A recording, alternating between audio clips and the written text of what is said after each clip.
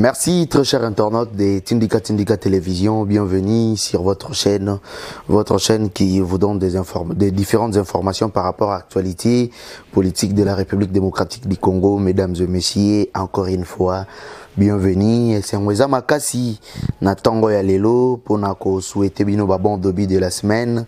Semaine est là, na ba internaute nyonso.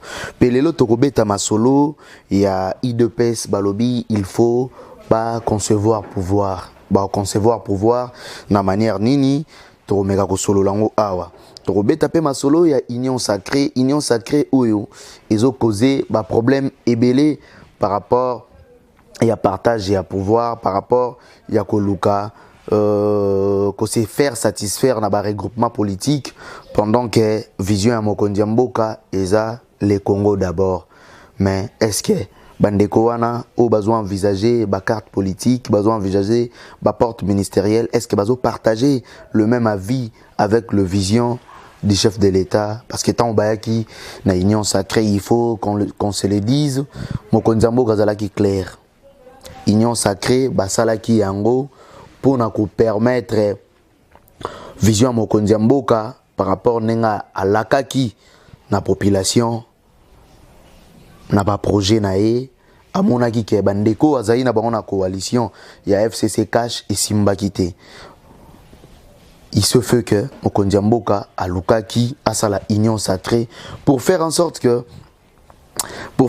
non a matérialiser vision na ye. Mais lelo oyo ça pose problème. Tolali tolamuki tomoni papa na biso azo senga pas PC poste ministériel par rapport à Ndenga solo la kana Mokonzi Mboka. Il semblerait selon lui que Mokonzi Mboka il faut à respecter ba parole na ye papa na biso oui nde tomoni papa na biso ne mwana nsemi alobi a solo la kana chef de l'État prometta kaye poste ministériel. Il est allé plus loin pour dire que non à comment 800 livres pour Mboka oyo. Mais ce qui a comment 800 livres. Mais 800 livres on a et ko servir na jeunesse pété et ko servir na ba génération egoya na sima. Est-ce que ça obligatoirement né mon ancien mi fois bima ministre. Elo tozo boya bon elo tozo boya te mais eloko population ilingité na union sacrée par rapport à vision Mokonzi Mboka eza intérêt personnel. Il faut tout longo la passion en ananu na intérêt personnel. Tous en aposa na vision Mokonzi Mboka to sungaye à réussir na ba palier na ye. Mais tant yo lobby oza compétent. Pendant que oza na lisanga ya bato bazalaka na yo lobby ga yo ndo oza compétent. Non. Kota la compétence na yote ta la compétence ya bato ozo Mbappé. Congo azana besoin ya ba kombo kaka moko ezonga te. Il faut bato nyonso bazana compétence ba se retrouver à travers union sacrée. Na lobaki yango mbala Simon elekaki union sacrée na gouvernement union sacrée to linga to retrouver ba politique te. Ba politique baza bato a lokuta. Tous en a besoin de retrouver ba jeune oyo ba na compétence ba jeune oyo bazo mériter et la compétence et la méritocratie pour na retrouver ngo ezo senga biso to kende de gauche à droite te.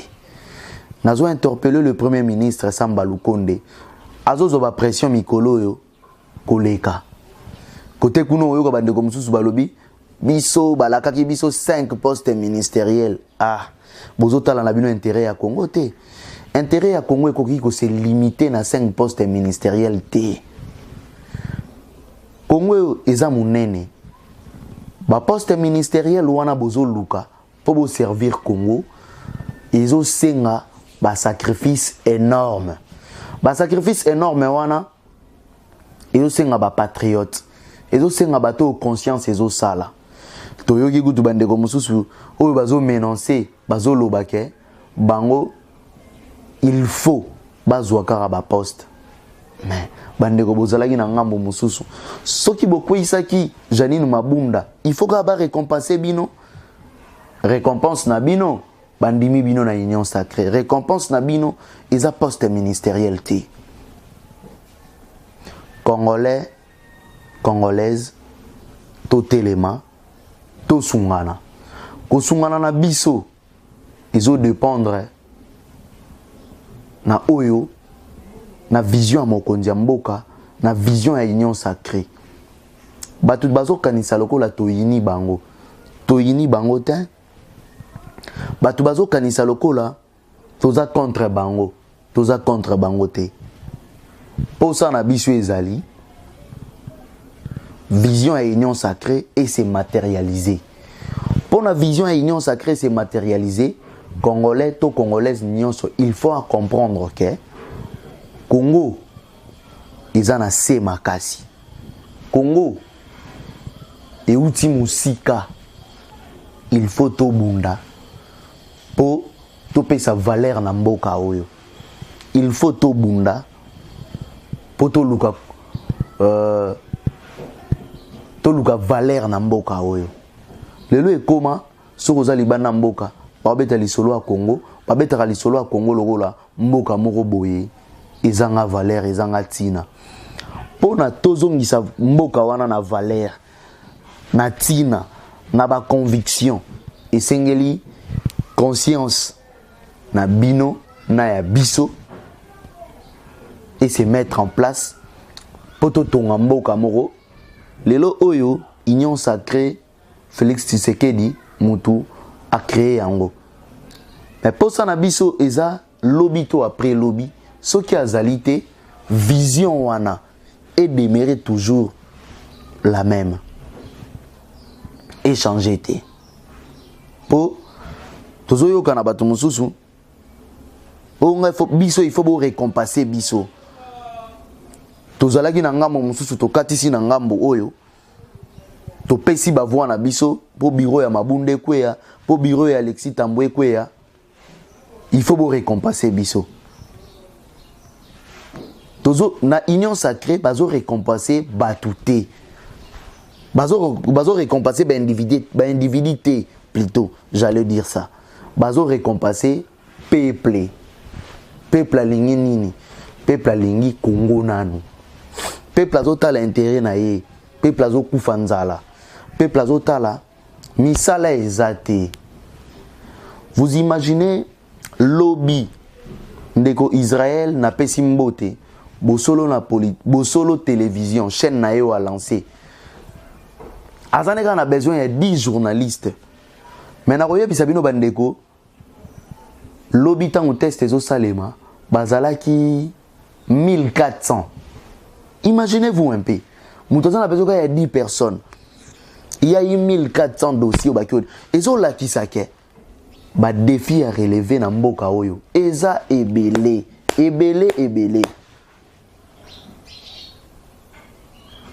je n'appelle na bandeko yo bazala na cabinet ya mokonzi ya mboka ba comprendre que l'heure est venue pour tout changer Congo nazo benga na bandeko baza pe na opposition na bandeko yo balobi bango ba osala l'opposition te ba osala la résistance c'est le moment.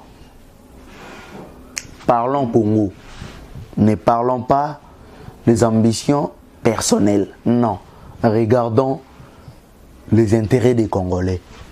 Les intérêts des Congolais, il faut la guerre.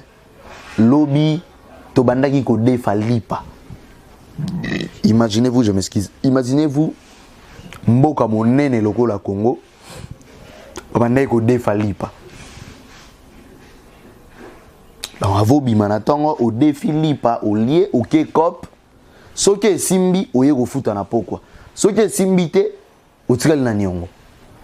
Imaginez-vous, il y a 200, il y a 300, il y a 500 au défa pendant que bamboka baninga baleka déjà baleka niveau wana congolais congolaise muto kosa yote poto tonga Congo ezo senga aide na yo aide nanga aide bandeko nyonso pour tout ça en sorte to bimisa Congo na libulu oyo. Libulu oyo e uti banda babokonzi ya kala kala.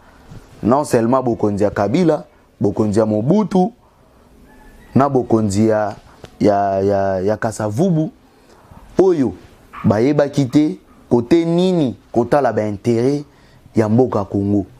Mais lelo oyo tozana bandeko oyo baza ba diaspora ou bazo chabiso pression par rapport ya ba réalité ou bazo vivre na ba mboka ya bapaya ba comprendre que mboka na biso pe photo memango na dimension ya mboka ya ba mboka ou bango bazo vivre.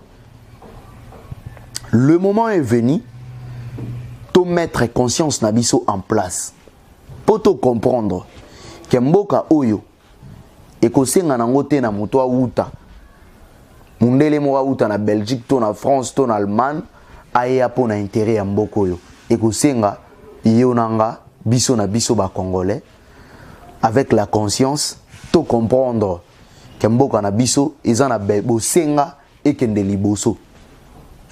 Bosenga wana ekosenga ke mboka na biso ekende liboso, il faut to comprendre que madusu nyonso ya miyibi oyo babandaki koyiba mosolo ya leta, il faut tokanga yango. Esengeli toyeba bakonzi oyo babandaki kokamba mboka na ba intérêt personnel bazo mérité te ko se retrouver na gouvernement ya union sacrée. Bazo mérité te ko se retrouver na ba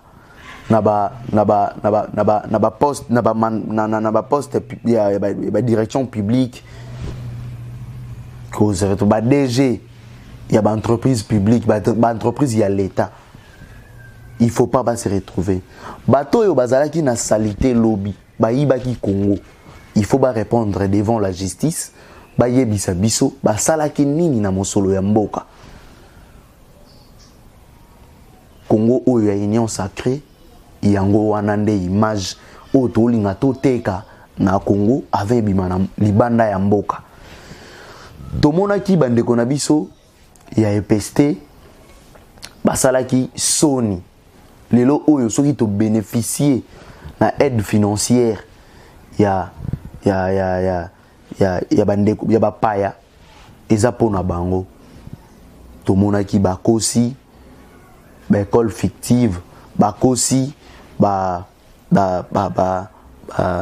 programme mon kondia mboko ezalaki gratuité enseignement baki kolakisa biso ba école oyo ya lokuta.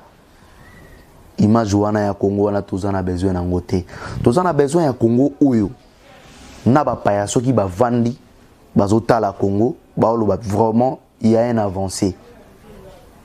Première avancée eza nini?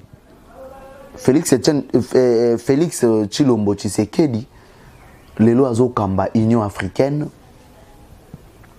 eza fruit ya zarti, eza fruit ya komba na ba ambition politique et salike akamba yango. Tokozala na bosenga mboka oyo ekambama na batu oyo bazo comprendre ba enjeu ya mboka oyo. Tokozala na bosenga te ya batu oyo baza na besoin bayibaka kaniaka ya leta mikolo nyonso. Toza na posa ya batu wana te. Congo lobby ezangaki ba élite dino parce que tomonaki na ba professeur na bato ya mayele nyonso oyo bazalaki na ancien régime ba permetaki Congo et décoller te. Po batalaki ba intérêt personnel, batalaki ba mabumu na bango, batalaki ba mabota na bango. Tozana batu o tozana posa ya batu oyo bakotala intérêt ya ba congolais nyonso. Bakotala intérêt ba congolais nyonso ndenge nini? Soki ba moni ke place moko misolo ya mboka ezokende pona intérêt ya mutu moko baboya balinge kende pona ba intérêt ya ba congolais nyonso. Lelo oyo soko tamboli na Kinshasa pe na kati ya ba province mususu ya mboka ya République démocratique du Congo, beaucoup constaté toza na problème ya banzela, toza na ba problème ya agriculture, toza na problème ya courant na mai pendant que toza na ba barrage ya minene lokola Inga oyo ezo permettre te lelo oyo tout ça la fierté nango to beta tolo nango ba Congo Brazza et na sima asali barrage oyo ezo permettre na mboka na e beta tolo bongo biso toko demere car na ba pratique oyo ya kala to zala rabato to bando beta masolo oyeba kité kala RDC ndenge zalaka oyeba kité Congo ndenge zalaka non tous en a besoin de pratique ou anati tous en a besoin il y a ba théorie na ba pratique oyo et ko permettre Congo et kende liboso Congo ko kende liboso ndenge nini et ko kende liboso na bato oyo to ki azo sala mabe conscience na yebisi ke oyo zo sala oyo le Congo n'a pas besoin de ça yomoko avant mutu aya ko yebisa yo yomoko comprendre que Congolais en a besoin ya makambo oyo ozo sala ti donc les alaki moko ya ba sujet mais si je n'ai pas mis balé eza IDP salobi à conquérir pouvoir mais na ko rappeler pe bande ko IDP conquérir pouvoir eza malamu chance le président Jean-Marc Kabunda Lobaki ba ko conquérir pouvoir na kati ya démocratie wana nde na lobi mwana mboka Jean-Marc Kabunda na beteli na lobi na beteli yo longonia soki bolingi bo concevoir pouvoir a lobi yango le peuple d'abord bo belelaka na mokonzi mboka papa lobaki le peuple d'abord et se matérialiser na 50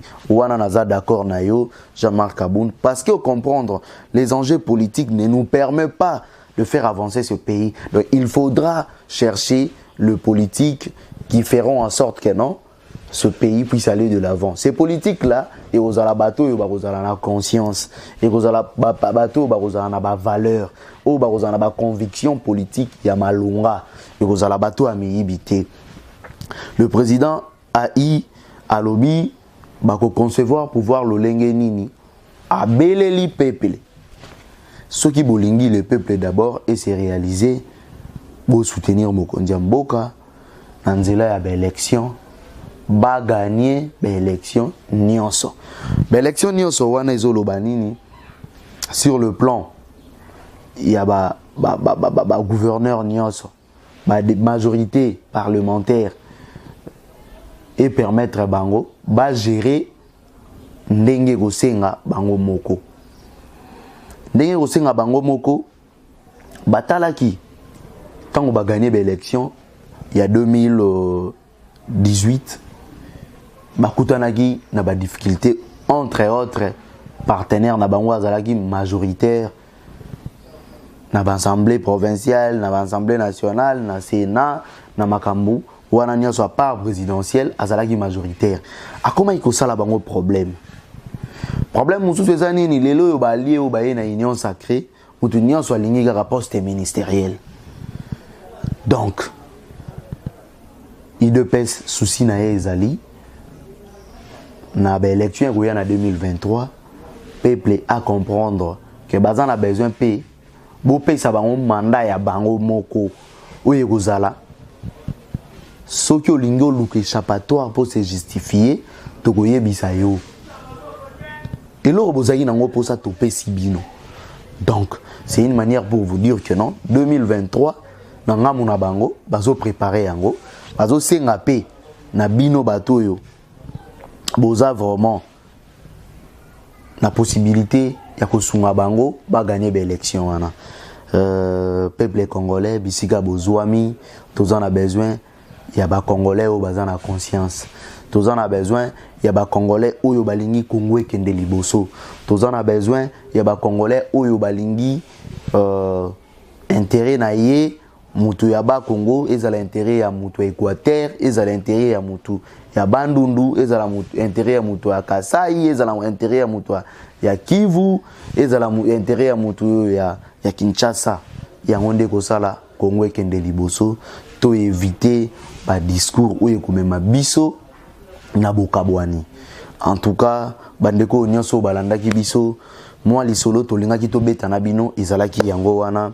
ngana kosenga merci mingi na ndeko papi Kisombe na ndeko papi na ndeko Rifin Kisombe plutôt na ndeko papi Keli oyo bazo cha misolo na bango pona et permettre biso to sala musala oyo En tout cas, bosungaka bango sur le plan spirituel, sur le plan physique et moral, pour permettre bango bah continuer toujours à œuvrer pour mon sala oyo et kende liboso pour ceux qui bosungi bango te mon sala oyo moye kende liboso et kozala te biso pe tozana a besoin ya bosungi na ya aide na bino pour to mema mon sala oyo koleka liboso donc koleka bandeko nyonso balingaka tindika télévision na sengi bino merci na ndenge bo zwaki temps ya kolanda mwana mboka César Kamoto pona kokoma na bandako na bino esengo ezali vraiment makasi.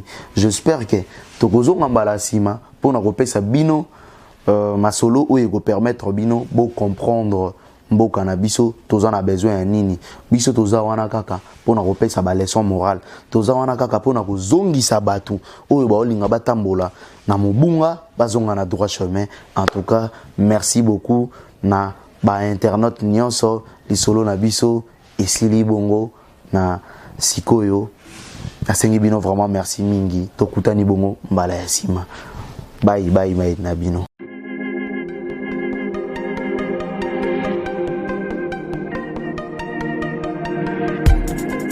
Après 25 ans d'expérience, eh oui, de 1995 jusqu'à ce jour, Elton Store, l'unique shop congolais de Londres, la Grande-Bretagne, Tilalong, et Zaliko ça la fierté à la communauté Nabiso, et surtout, il y a un homme d'affaires congolais sérieux dans la diaspora. Oh yes. C'est créé Elton Store et Zalika Kamoko, le sérieux, accueil, na service qui toko na ba client naye.